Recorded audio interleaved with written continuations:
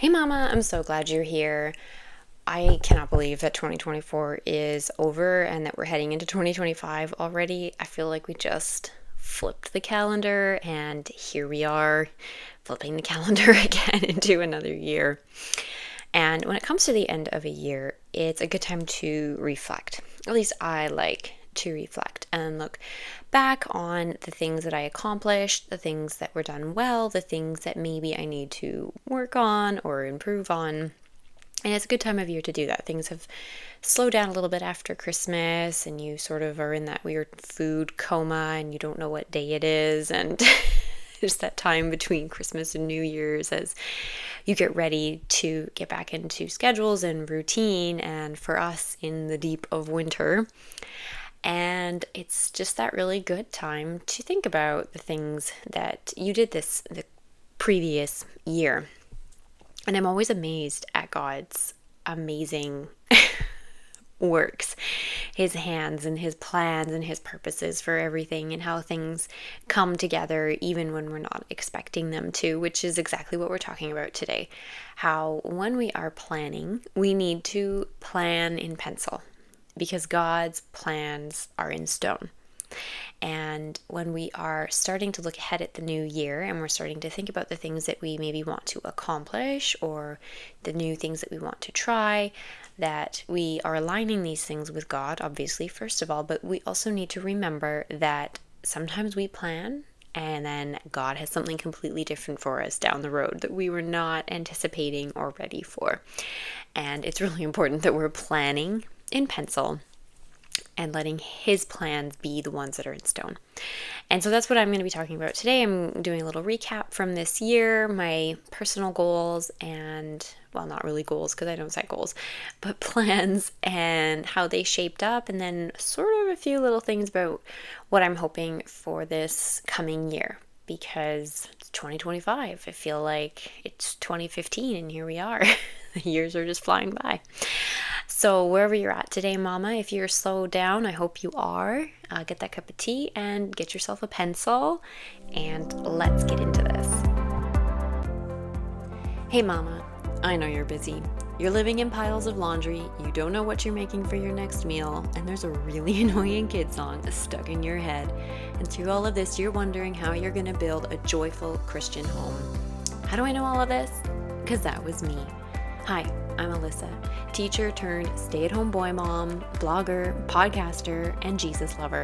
And I know that while this motherhood journey is beautiful, it's also messy. And the best way to enjoy it is to invite God into our chaos and let him be the rest that we so desperately need. So together, let's strengthen your relationship with God. Let's build a Christian home that is built on biblical truths and enjoy this motherhood journey. You got this, Mama. My plans for 2024 were pretty simple. And if you know me, I am not a goal setter. I don't do goals.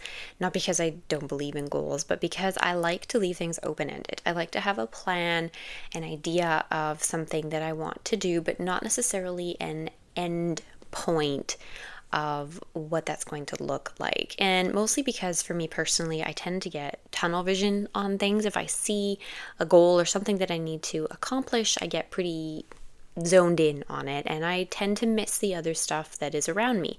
Whereas if I leave things open-ended and I'm not so focused on a final destination, then I am able to pivot and change direction as necessary. And I also know that about myself, that I like to be able to do that. I like to be able to change my mind on a whim and do something different. And so when I'm coming up with plans and thinking about things that I want to do, for example, at the beginning of the year when you're doing that goal setting or New Year's resolutions, I tend to have plans and things that I want to do. And I do those plans in pencil because I have also learned that God has different plans for us that sometimes creep up out of nowhere. And it's better if you have not started writing in permanent marker and having to try and change your plans when God needs you to change. So the things that I had planned for 2024. The first thing was the book of Psalms. I had really wanted to dig into Psalms. The second one was joy. I wanted to enjoy some special things. And then the third was health, my personal health. And I can say that for the book of Psalms, I started out strong and it fell by the wayside, not because I didn't want to do it anymore, or I just had other things that became more important, and I don't know, I got sidetracked. My plans changed as I figured they would, but I have since picked it up again, and I am going to continue with it in 2025. I have some bigger ideas in 2025 for what I want to do with the book of Psalms, and I really think that that's why God started me on that path in 2024, because it's taken me a whole year to think about it. But I'm going to continue on in 2025. In terms of joy, I really wanted to enjoy my oldest. He was off to kindergarten this year, so I wanted to spend the first few months of the year, a good portion of the year, enjoying him and having him at home, and then enjoying school, letting him go off on a new adventure on his own. And I mean, it was rough. That first month was incredibly rough, and my mama heart broke for him, but he got to enjoy some new experiences. And then something I wasn't expecting, but I actually got to enjoy my 2-year-old. And not that I didn't enjoy him before, but being one-on-one with him was incredibly special. And we bonded, and we have shared such special memories. And so that was a joy that I wasn't anticipating, that God also gave me. And so I'm really glad that I was open to that, that I didn't, send my son off to school and say, okay, that's it for joy, we're done. That goal's accomplished, because God had more joy for me. And then finally, personal health has been something that I have been working on all year. And to be completely honest with you, I have been dealing with pain and discomfort pretty much since my youngest was born. And so that's 2.5 years. And I finally had enough. I needed to do something about it. So this year was a year of trying to figure out what was going on. I was tired of being in pain and tired of dealing with all of those difficulties. And so I really started to figure out what was going on, and I ended up seeing a naturopath, and things are much better. But I am going to continue on that path this coming year of health, and continuing to make improvements, and just so that I feel better, because part of my struggles as a mom, I know, have been from the fact that my body was physically fatigued and dealing with issues that it shouldn't have been dealing with, quite frankly. And so I'm glad for that. I'm glad for that plan that I had, that it was, again, open-ended this year, because I really had no idea what to expect. But I've been really blessed. God has really blessed me in that area of figuring things out and having a good plan of action for this coming year now, and hopefully for the rest of my life. But it's all to say that God changes our plans. And it's not because his plans have changed. It's because we live in a different time zone than God does. Our days, our weeks, our months, our years are not the same as God's. And we run into scenarios, or we run into people that God says, okay, now is when I need you to do this. And it's got nothing necessarily to do with the date of, it's on the calendar. And it's all to do with God's plan and his story that he has written for you, and the times when things come into your life. And so when we make our plans for the year, and when we set New Year's resolutions, and we set goals for ourselves, and we look at our lives, it's important to remember that we have to allow our plans to have that option for God to change them. And that we keep it open-ended, because sometimes the things that we have planned, and they might be good things, they may be things that are aligned with God. When I think about digging into the book of Psalms, that was 100% aligned with what God wanted. But God's plan and what he has written down was a much more long-term idea than what I had in my mind. I was thinking that within the year I would be done with it, or I would know what it was that I was supposed to do with it, and I didn't. And I really believe that God has more in store for it, and it was meant for me to spend time thinking about it and then doing more action in the coming year. And so we have to leave those things open. And as moms, it can be hard, because we look around our lives and how is this year going to be any different than last year? or I am doing the same mundane tasks every single day, and how is this going to be any different? And so it's looking for things, looking for ways that we can enjoy our jobs, we can enjoy the job of motherhood and the tasks that we have, and drawing close to God in building that Christian home and setting those plans that allow us to do that. So whether it's maybe this year wanting to focus on a specific book of the Bible, or maybe this year we're going to wake up a little bit earlier in the morning so that we can spend time with God. Maybe this year we're going to focus on worship and finding different ways to worship God.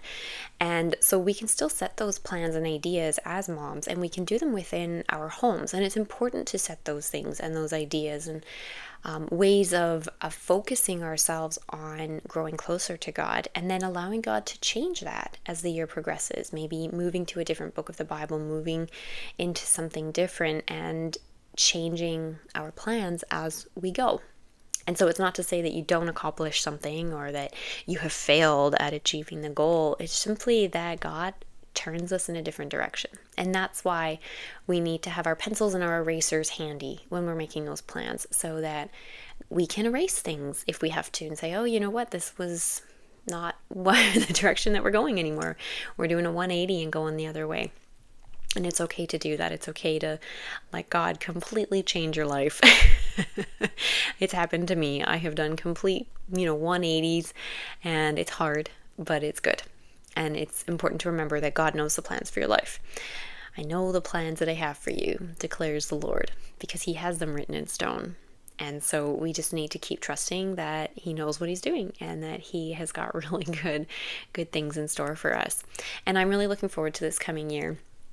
And I'm very much in the waiting period still right now, where I don't actually know what's coming or what's happening. One of my favorite blog posts from this past year was about waiting. It's in the waiting that you find God's strength. And I've really been leaning on God to draw strength from Him, and to remind myself that waiting time there is a purpose to it. It's not wasted time. I mean, it can be if you allow it, but it is not a wasted time. It's not meant to be that way. God wants us to use it to be strengthened by Him, because we're likely going to need that strength for whatever is coming. And so I'm still sitting in that time right now where I don't really know what's to come, what God needs me to do. And I have been kind of jumping into a few different things, activities, different ways of just branching out, personally, professionally, and I am looking for new ways to share resources with other people, because I feel like that is something that's really important as Christians, is that we are sharing the things that have benefited us and that we think will benefit other people. And so I have started doing some journaling. I have the journals by Ann Voskamp, which she released this past year, which are absolutely beautiful, and I highly recommend them. The links for those will be in the show notes. If you would like to do journaling this year, I would definitely pick up some of those journals. And I don't want to tell people what they should do. I don't want to be an influencer. I don't like that word, influencer. I would rather be an inspirer, somebody who inspires you or gives you ideas of things that you can do. And so I am an Amazon associate. That's something that I have also started this year because I don't have enough things on my plate.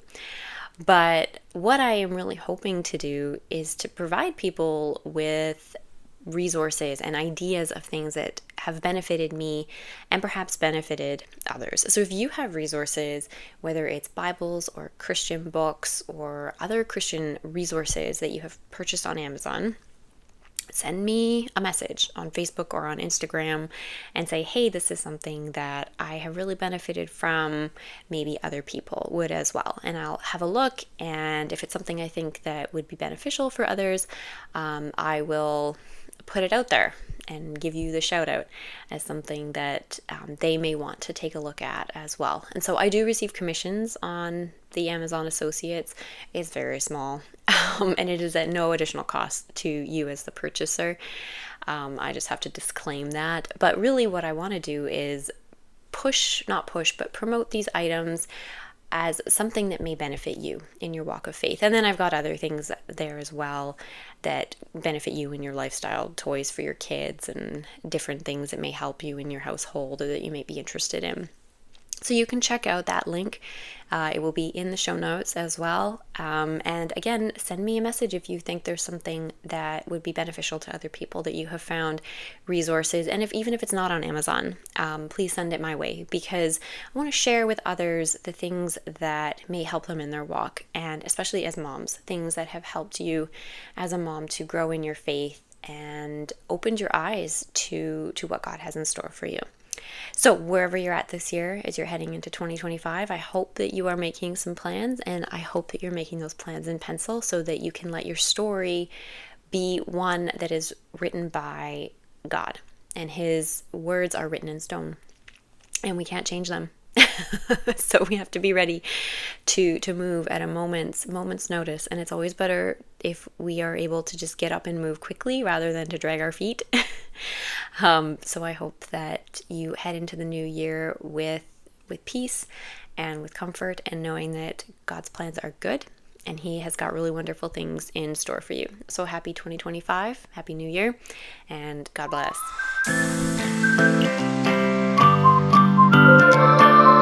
Thanks for joining me today. Did you know that you can find me on Facebook and Instagram and Pinterest at A Little Bit of Lavender, which is the blog? If you haven't checked that out, you should head over there for more motherhood encouragement.